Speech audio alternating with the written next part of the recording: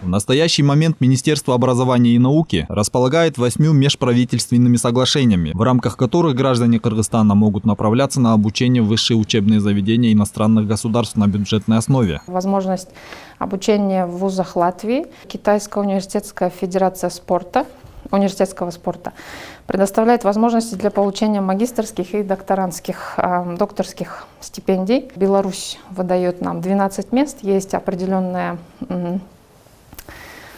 разбивка по факультетам. Начался прием документов в российские вузы на бюджетной основе. Турция тоже начала прием документов. Ежегодно Турция выдает от 80 до 100 мест для наших граждан.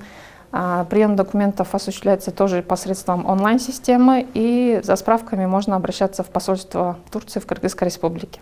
Традиционно подобные программы реализуются на основе различных двусторонних соглашений и подразумевают, что после обучения кыргызстанцы, получившие образование в рамках таких проектов, должны вернуться на родину и отработать некоторое время. Ныне по соглашениям, в рамках которых отбором занимается министерство, граждане, которые будут поступать на эти программы, и в случае, если они станут стипендиантами, они берут на себя обязательство вернуться в Кыргызстан по окончании программы и не менее 2 лет по специальности отработать на территории Кыргызстана.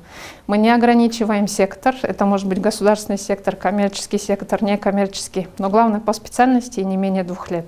Если в Кыргызстане школьники и студенты осваивают массу теоретических знаний, то в других развитых странах действует другой подход. Поэтому нужно заранее готовить абитуриентов к поступлению в иностранные вузы, отмечают специалисты.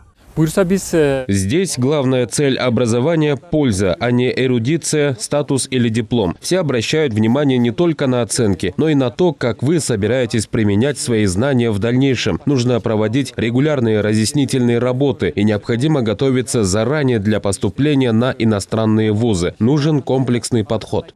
Отметим, Кыргызстан заключил с рядом стран договора о предоставлении грантовых мест на обучение в вузах. Если раньше прием студентов велось через Министерство образования и науки, то в этом году только официальными органами, без участия каких-либо посреднических организаций.